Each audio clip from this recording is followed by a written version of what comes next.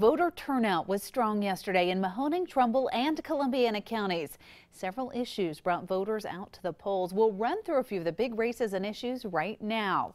First up, issue 3, the controversial constitutional amendment that would have legalized marijuana for medical and recreational use in Ohio. That one was soundly defeated. Almost 65% of people voted no, rejecting the plan to create a marijuana control commission.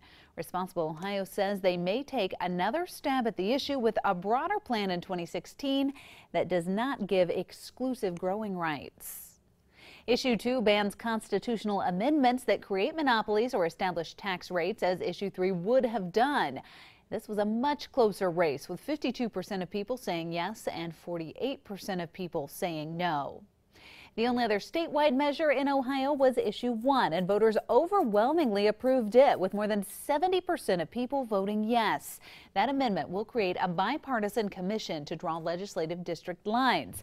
That takes effect in 2021 when the next redistricting process happens. In Trumbull County, there were 8 races for mayor. No upsets in Cortland, Girard, Hubbard, Lordstown, Newton Falls, or McDonald. But Niles will have its first new mayor in 24 years.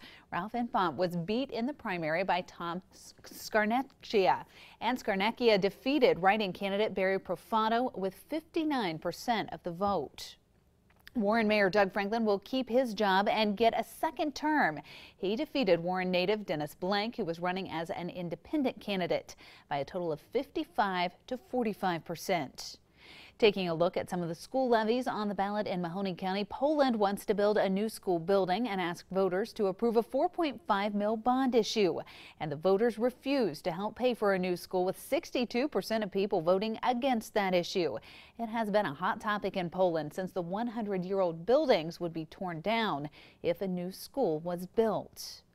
Youngstown voters were asked to renew the $10.7 million levy for that school district. This was not a tax increase.